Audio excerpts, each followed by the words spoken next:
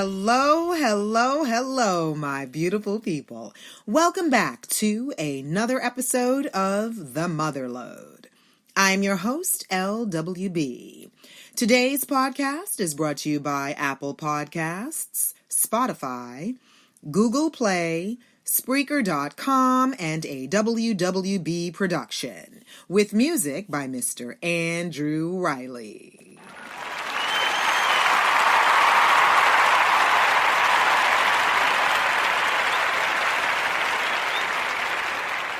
Well, folks, today it gives me great pleasure to introduce you to our next published author, Mr. Aaron Lebold.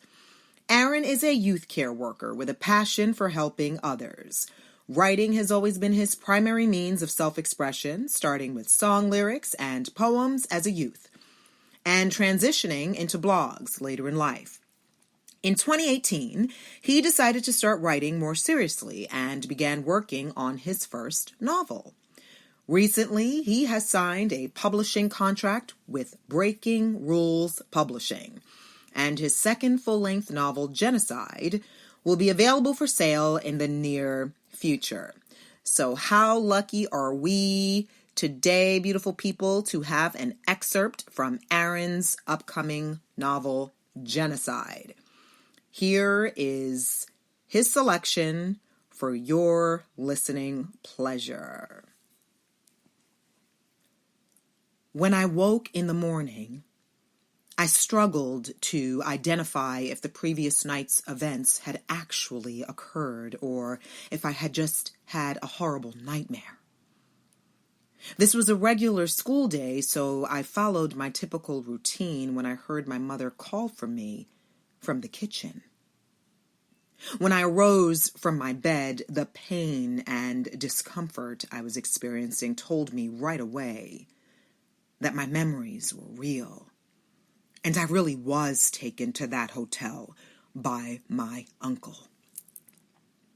My mother had prepared some toast and eggs, which normally I would happily consume, but on this day I had no appetite. My mother could tell something was going on with me very quickly, but no matter how badly I wanted to tell her, I was expeditiously reminded of Fiver's words.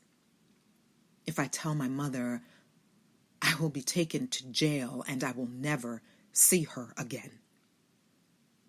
My mother was all I really had, and I didn't want to risk losing her, so I kept quiet.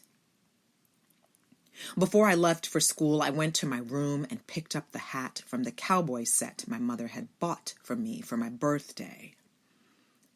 The hat looked like a movie prop, and I really wasn't into the whole cowboy thing, but that wasn't the point. To me, this was a way of having my mother close to me throughout the day, and that was a very comforting notion. I left the house to catch my bus, and my thoughts began to darken. I was feeling so frustrated, but had no idea what to do with these emotions. My bus arrived, and I boarded, sitting close to the back in my usual location. We were only driving for about 5 minutes when another student began to make fun of me for my cowboy hat. He was calling me names and telling me that I looked like a baby. I was never one to care much about what others thought, and I knew to some degree that the attire I was sporting did look somewhat ridiculous, but still, I lashed out. I wasn't a very strong kid, but all the anger and frustration that was linked to the previous night's events all manifested into a single punch. I struck the other student in the face, and blood began to pour from his nose. He ran to the bus driver to tell on me, and I was instructed to remain at the front of the bus for the rest of the ride. The bus driver made a call on his radio, and when we reached the school, the principal was there waiting for me to emerge from the vehicle. Before I could say a word, he told me to follow him to his office. I was petrified. I had never been to the principal's office before, and I knew I had just done something wrong. The whole walk there, I could feel the eyes of the other students fixed on me as though they were watching me get escorted to the electric chair. Despite the fact that this may have been a minor occurrence to a regular kid, to me it was much more than that. The world felt entirely surreal, and I felt like the eyes that were fixed on me were placing judgment on me for what I had done the night before. I felt like I was a bad person, and visions of being taken to jail felt so real as I walked to accept my punishment for assaulting one of my peers. It felt like even though I had punched this kid, I was being taken for a completely different reason.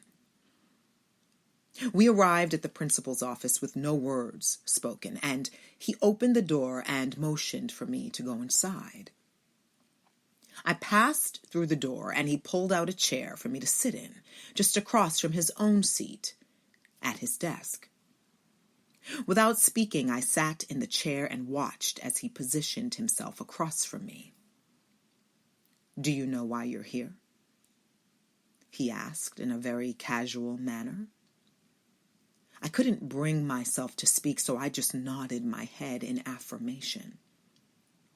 He continued to tell me that we had a zero-tolerance policy at our school and that any kind of physical contact is not permitted. I began focusing in on his features as he spoke. He was wearing a tie with a green geometric pattern, and his face had recently been shaven. He had a small mole on the right side of his chin and dark brown eyes. As I put my focus on these details, he continues to tell me that the other students' parents may press legal charges against me, and I may need to talk to the police. I wasn't aware that this was just a tactic to get me to avoid this type of behavior in the future, and as soon as I heard the word police, my heart began to race. I snapped out of my daze, and he could tell he had gotten my attention. He proceeded to tell me that my mother was called and that someone was coming to pick me up. I would be suspended from school for 3 days, and once my suspension was over, I would have to sit at the front of the bus for an additional week in order to remain supervised. Part of me wanted so badly to express why I did this, but I couldn't get myself to speak a word. The principal escorted me to a waiting area and told me that my ride would be here soon to pick me up. My parents didn't own a vehicle, and I began to worry who may be arriving as my transport. I had a suspicion, which turned into a reality when I saw my uncle walk through the front doors.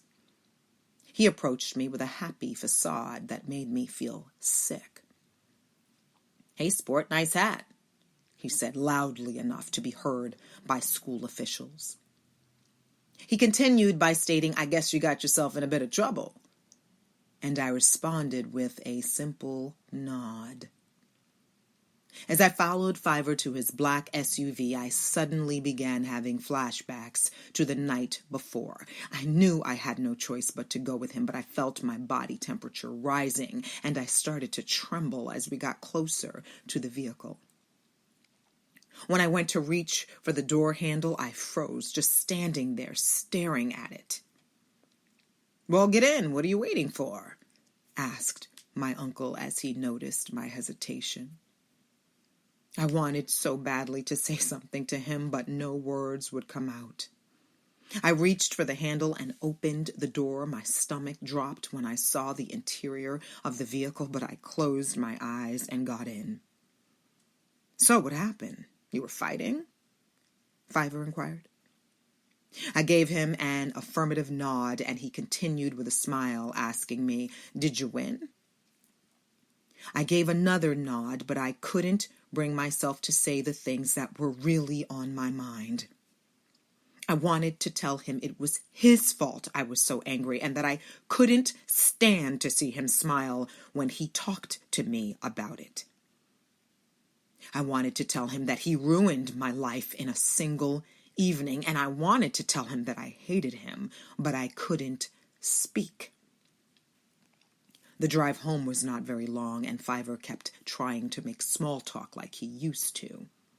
It seemed like he had completely forgotten what he had done to me, and I started again to question if it had all just been some sort of dream or hallucination. I knew it had really happened, but the way my uncle was acting made me feel crazy. I tried my hardest to show that I was upset, but he didn't mention it and pretended not to notice. When we got to my apartment, he didn't come inside. He pulled up and said, "There you go, kiddo. Good luck with your mom." And again exhibited a smile that caused me to feel sick.